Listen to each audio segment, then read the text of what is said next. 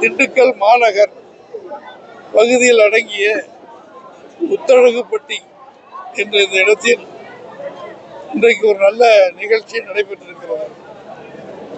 இங்கே திமுக கழகத்தை சேர்ந்தவர்களும் மற்ற கட்சியை சேர்ந்தவர்களும் நம்முடைய லோடு மேன்கள் என்று ஆங்கிலத்தில் சொல்கிற மூளை இறக்குமதி ஏற்றுமதி செய்கிற தொழிலாளர்கள் எல்லாம் சேர்ந்து ஒரு 500 பேருக்கு மேல் அவருடைய இருக்கிற கட்சிகளுக்கு விலகி மாண்புமிகு எடப்பாடி அவர்கள் தலைமையை ஏற்று அனைத்து இந்திய அண்ணா திமுக கழகத்திலே தங்களை இணைத்துக் கொடுக்கிற நிகழ்ச்சி இப்பொழுது நடைபெற்றிருக்கிறது. பத்திரிகை நிருபர்கள் நீங்கள் அத்தனை பேரும் பார்த்திருக்கீங்க. தமிழக அமைச்சரவையில் இப்ப இடைக்கால பட்ஜெட் காங்கிரஸ் தீர்மானம் நிறைவேற்றிருக்காங்க. அது எனக்கு ஒரு கேள்வியா? கடைசி நேரத்துலயும் இது பண்ணுவோம் அப்படிங்கிற மாதிரி எப்ப முடிய போற நேரத்துலதான் மக்களுடைய வரிப்பணத்தை எப்படி எல்லாம் சொல்லணும் நான் நினைச்சுக்கிட்டு இந்த பட்ஜெட் தாக்கல் பண்றது அவங்களுக்கு வாடிக்கையா போச்சு. பண்ணக்கூடாது, அப்படி முடிய போற நேரத்துல பண்ணக்கூடாது, பண்றாங்க. அது என்னென்ன தவறுகள் இருக்கிறத மக்கள் கொடுக்கிற வாக்குகள் மூலமாக ஆட்சி மாற்றம் ஏற்படுகின்ற பொழுது மாண்புமிகு எடப்பாடி அவர்கள் அதில் குற்றங்களை கண்டுபிடிப்பார். கடந்த தேர்தலில் பாஜகவோட கூட்டணி வைக்க மாட்டோம் அப்படின்னு சொல்லிட்டு தனித்து பாராளுமன்ற தேர்தலில் போட்டுட்டாங்க. இப்போ சட்டமன்ற தொகுதியில் கூட்டணியில் வச்சிருக்கிறதுல இடி ரேட்ல இருந்து எடப்பாடி பழனிசாமி தன்னை காப்பாத்திக்கிறதுக்காக இப்போ கூட்டணி வச்சிருக்காருன்னு சொல்லி ஐ பெரியசாமி நேற்று குற்றச்சாட்டு வச்சிருக்காங்க. ஐ பெரியசாமி மேல எத்தனை வழக்கு இருக்கு? அது அவரு முதுக இருக்கிற அழுக்க பார்க்காம அடுத்தவங்க மேல குற்றச்சாட்டு சொன்னதுக்கு அவருக்கு வெட்கமில்லைன்னு நினைக்கிறேன்.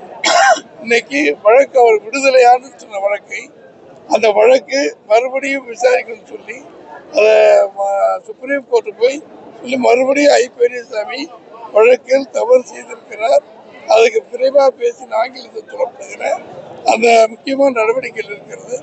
எனவே இவர்கள் வழக்கை சந்திக்க வேண்டும், தண்டனையை பெற வேண்டும் என்று சொல்லி திரு ஐ பெரியசாமி அவர்கள் மட்டுமல்ல, திரு துரைமுருகன், திரு வேலு, நேரு, KKS ராமச்சந்திரன், தங்கம் தென்னரசு, இது போன்ற அமைச்சர் மொத்தம் 9 அமைச்சர் 10 அமைச்சர் மீது வழக்கு போட்டு நிலுவையில் இருக்கிறது. அவர்கள் மீது எந்த நேரமும் சட்ட விதிப்படி மாற்றி நீதிபதி தண்டனை எதிர்பார்த்து கொண்டிருக்கிறார்கள். அவர்கள் தப்பவே முடியாது.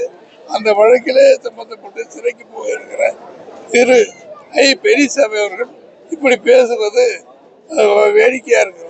அதே போல இப்ப ரெண்டு கட்ட தேர்தல் வாக்குறுதி கொடுத்திருக்கீங்க. அனைத்து எடப்பாடி பழனிசாமி அறிவித்த தேர்தல் வாக்குறுதி அனைத்தும் புஷ்வானம் அப்படின்னு சொல்லி அவங்க ஏற்கனவே 525 வாக்குறுதி திமுக கொடுத்தப்போ புஷ்வானமா போயிருக்கு.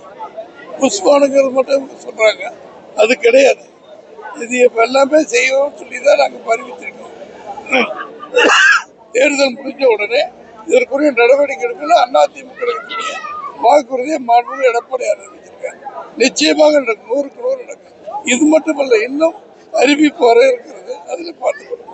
5 ஆண்டு ஆட்சி காலத்துல இருந்தப்ப செய்யாத வாக்குறுதியை இப்போ மக்கள்கிட்ட வாக்கு பெறதுக்காக பொய்யான வாக்குறுதியை கொடுக்குறாங்கன்னு சொல்லி ஐ பெரியசாமி சொல்லியிருக்காங்க. அதான் அவரு ஐ பெரியசாமி அமைச்சராக இருந்தவர், நான் அமைச்சராக இருந்தவர்.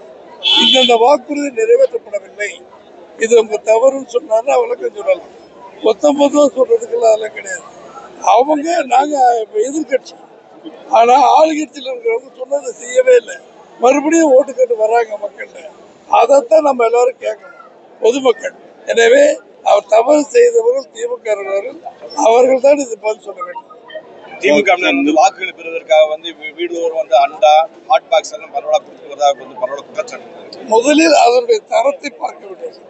அவர் என்ன கொடுக்குறாங்களோ எவ்வளவு சொல்ல தரம். இப்போ ஹாட் பாக்ஸ்னு குறிப்பாக வச்சுக்கிட்டீங்கன்னா அதை நீங்க ஒரு சுடுதண்ணியோ ஏதோ ஒன்று ஊற்றி வச்சிங்கன்னா அதுக்கு உண்மையா எவ்வளவு நேரம் இருக்குன்னு சொல்றதெல்லாம் இருக்காது. டூப்ளிகேட் சரக்குகளை கூட்டு மொத்தமாக தமிழ்நாடு கொண்டு இறக்கியிருக்காங்க. அது பொதுமக்களுக்கு, அதனால அந்த திமுக கெட்ட பேருக்கு வந்துகிட்டு இருக்கு. 100 வீடு இருந்தால் 10-20 வீட்டுக்கு கொடுத்துட்டு மீதி 8 வீட்டுக்கு கொடுக்கல. ஆட்டோமேட்டிக்கா மக்கள் கொதித்தெழுதுகிட்டு இருக்காங்க. அதுக்கு உதாரணம் இந்த முத்தாரப்பட்டியை கவர்ச்சிகரமான பொருளை கொடுத்தா வாக்குகளை பெற்றுலாம் சொல்லி திமுக நினைக்கிறாங்க. கவர்ச்சி பொருள் மட்டுமல்ல, பணமும் கொடுத்தாலும் கூட இனிமேல் மக்களை ஏமாற்ற முடியாது. 1000 ரூபாய் கொடுத்துட்டு 5000 ரூபாய்க்கு மின்சார கட்டணம், சொத்து வரி அத்தனையும் ஏற்றிட்டாங்க.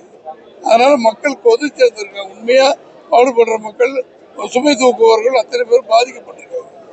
பாராளுமன்றத்துல நிர்மலா சீதாராமன் தமிழக வாழ்வுரிமை கட்சி வெளியில வர்றாங்க.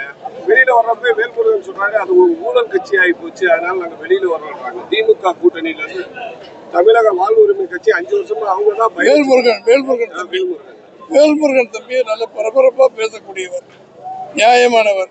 அவர் இதை சொல்லியிருப்பது எனக்கு தெரியாது. இப்ப நீங்க சொல்றீங்க நிருபர்கள் அது ஊழல் கட்சி திமுக வந்துட்டாருன்னு சொன்னா அவரை அன்போடு நாங்கள் வரவேற்க. உண்மையை சொன்னதற்கு தாவேக தலைவர் விஜயை பார்த்து அதிமுக திமுக பயப்படுதுன்னு சொல்லி செங்கோட்டையன் சொல்லியிருக்காரு. அண்ணன் செங்கோட்டையன் இருக்காருங்களே, அவரு ஏற்கனவே நான் பல கேள்விக்கு போட்டதுக்கு ஒண்ணு கூட இன்னும் பதில் சொல்லலை. அவர் சொல்லியிருக்கிறோம், அவர் சொத்து குவிப்பு வழக்கில் சிறை சென்றவர், தண்டனை பெற்றவர், மறுபடியும் ஆட்சியிலிருந்து வந்திருக்கிறான்னு சொன்னோம். அவர் கருப்பு படத்தை வச்சுக்கிட்டு பண்ணிக்கிட்டு இருக்காரு விஜய்ன்னு சொன்னோம். விஜயும் பதில் சொல்லலை, இவரும் பதில் சொல்லல. வாய் இருக்குன்னு திண்டுக்கல் சீனிவாசன் பேசுறாரு. வாய் இருக்குன்னு அவர் என்ன செய்யறோம் அதான் நானும் செய்யறேன். அதுல பதில் கரெக்டா சொல்லணும். வாய் இருக்குன்னு ஏதாவது பேசுறா. இது வரைக்கும் திரு செங்கோட்டையன் அவர்கள் ஆமா 80 வழக்கு போட்டாங்க, நான் ஊழல்வாதி, நான் சிறைக்கு போனேன் போனேன்னு சொன்னாலும் பரவாயில்ல. எங்களை இதை சொன்ன நான் சொன்னது உண்மை. கருப்பு பணம் வாங்குறது, விஜய் வாங்குறது உண்மை. எத்தனை தடவை சொல்றது? நம்ம பொதுமக்கள் எல்லா அமைச்சர்கள் மற்ற திமுக காரங்கெல்லாம் நல்லா பேசிக்கிட்டு இருக்காங்க. அது பதில் சொன்னாதானே நமக்கு தெரியும். இல்லை நான் நேர்மையானவர், ஊழல் வழி இல்லை, எல்லாமே வெள்ளை பணத்துல தான் வாங்குவேன், என் சம்பளம் இவ்வளோதான் அப்படின்னா எங்கெங்க இப்போ ரைட்டு நடந்திருக்காங்க எல்லாமே அதுக்குள்ள ஆதாரங்கள் எடுத்துப்பாங்க. அவங்க அந்த அரசு அதிகாரிகள் மத்திய அரசாங்கம் பார்த்துக்கணும். தேர்தல் வாக்குறுதிங்கிறது இது வரைக்கும் மொத்தமா சொல்லிதான் தேர்தல் பயத்தில் சொல்லியிருக்கிறாங்க. ஆனா அதிமுக தேர்தல் தோல்வி பயத்தால யோசிச்சு 5 அறிக்கைகளாக கொடுத்துருக்காங்க. இது அதிமுகவை தோல்வி பயம் அப்படின்னு சொல்லியிருக்காங்க. அதாவதுங்க, மனுஷர்கள்ட்ட பேசுற தெய்வ பிரிவு அவங்க. நீங்க மொத்தமா 100, 100, 525 கொடுத்தாங்க. அதுல இன்னைக்கு 10% கூட செய்யல. நாங்க சொல்றோம், நாங்க சொல்லியிருக்கிறது 5, ஒரு 5, 10 சொல்றோம். மக்கள்கிட்ட எல்லாம் தெரியுதா இல்லையா? கூட்டத்தில் கோயந்தா போட்டுக்கிட்டு செய்ய முடியாதுன்னு தான் அப்படிலாம் அறிவிப்பாங்க. சிந்திச்சு செயல்படுற மாண்புமிகு எடப்பாடியார் அவர்கள் இப்படித்தான் செய்வாங்க. இதான் வெற்றி பெறுற கட்சி. மக்களுக்கு செய்வாங்க தான் சொல்றது தவிர தோல்வி பயில என்ன இருக்கு? அப்போ சொன்னாலும் இப்போ சொன்னாலும் வாக்குறுதி கொடுக்கறது அதிமுக தானே. அதனால ஏதாவது பேசணுங்கிறதுக்காக பேசுறாங்க. பொதுமக்கள் சரியா இருக்காங்க. அதிமுக தலைமையிலான கூட்டணி தமிழகத்துல எந்த அளவுக்கு வெற்றி வாய்ப்பு இருக்கு? 210 இடங்களில் அதிமுக வெற்றி பெறும். அமித்ஷா அவர்கள் சொல்லியதை போல முதலமைச்சர் பொறுப்பில் மாண்புமிகு எடப்பாடி அவர்கள் அமர்வார்கள். கூட்டணி கட்சிகள் மற்றவைகள் எல்லாம் அதுக்கு பிறகு அவர்களுக்கு செய்ய வேண்டிய நன்மைகள், தொகுதிகளில் செய்ய வேண்டியவைகள் அதிமுக தலைமையேற்று செய்யும். இப்ப பாராளுமன்ற கூட்டத்தில் நிர்மலா சீதாராமன் தமிழ் பற்றிய சர்ச்சை பேச்சு இப்போ ரொம்ப இதா போயிட்டு இருக்கு. அது எலெக்ஷன்ல எதுவும் பாதிக்கும்? அவங்க என்ன பேசுறான்னு எனக்கு தெரியாது. அது என்ன நீங்க விவரம் கொடுத்தீங்கன்னா தமிழ் படித்தா பிச்சை கூட கிடைக்காதுன்னு நிர்மலா சீதாராமன் சொல்லியிருக்காங்க. அதுக்கு கண்டனம் தெரிவித்து கமலஹாசன் பிச்சை கூட கிடைக்காதுன்னு சொல்லி கமலஹாசன் அதுக்கு எதிராக சொல்லியிருக்கிறாரு. தெரியலைங்க, 2 பேர்ட்டு கேட்க வேண்டிய கேள்வி ஏன்னு கேட்டா அவர் பார்லிமெண்ட்ல பேசியிருக்காங்க. என்ன வார்த்தை? தமிழ் படிச்சா பிச்சை கூட கிடைக்காது. இப்போ இந்தியாவுடைய தலைமை நிருபர்கள் டெல்லியில இருக்காங்க, கமலஹாசன் இப்ப பார்லிமெண்ட்ல இருக்காரு. அங்க கேட்க அவரை எதிர்த்து அவர் பேசிக்கிட்டாரு. இல்ல அவங்க மத்திய அமைச்சரா இருக்கும்போது உங்க கூட்டணி கட்சியில இருக்கும்போது நிர்மலா சீதாராமன் தமிழ் படிச்சா பிச்சை கூட கிடைக்காதுங்கிற ஒரு வார்த்தையை சொல்லியிருக்காங்களே, அது தெரியல தம்பி. தமிழ் மக்கள் எல்லாத்தையும் நீங்க கேட்டிருக்கீங்க, எனக்கு தெரியாது. என்ன உங்க நிறுவனங்களை வச்சு அவங்கள கேளுங்களேன். நிர்மலா சீதாராமன் டெய்லி தானே உங்களுடைய கருத்து தமிழை பத்தி ரொம்ப கேவலமா பேசியிருக்காங்களே, அது உங்களுடைய கருத்து? தெரியல தம்பி, எனக்கு தெரியாது. பாரத பிரதமர் மோடியை சதித்திட்டம் தீட்டியிருக்காங்க. ஜோதிமணி எம்பி திட்டமிட்டு சதித்து தாக்க முயற்சிருக்காங்க. சபாநாயகர் குற்றச்சாட்டு வச்சிருக்காங்க. ஓம் பிர்லா சபாநாயகர் சொல்லியிருக்காரு. ஒரு மக்களவை சபாநாயகர் சொன்னாருன்னா பொய்யா இருக்கு. எல்லாம் அது விட மாட்டாங்க. இனிமேல் இன்னைக்கு மக்களவையில் எப்படி ஒரு அவரை தாக்குவது திட்டமிட்டதனால் ராஜ்யசபையில போய் இன்னைக்கு சாயங்காலம் பேசி பாரதிய ஜனதா கருத்துக்கள் எல்லாம் தெளிவா சொல்லியிருக்காரு 4 மணியில இருந்து. அதை நீங்க இன்னும் கேட்கலையா? ஆபத்துக்கு இல்லைன்னு நினைச்சதுனால அங்க போயிருக்காரு. அவங்கள தடுக்க வேண்டியது சபாநாயகர். அதை தடுத்திருக்காரு. அது உண்மை. ஓகே.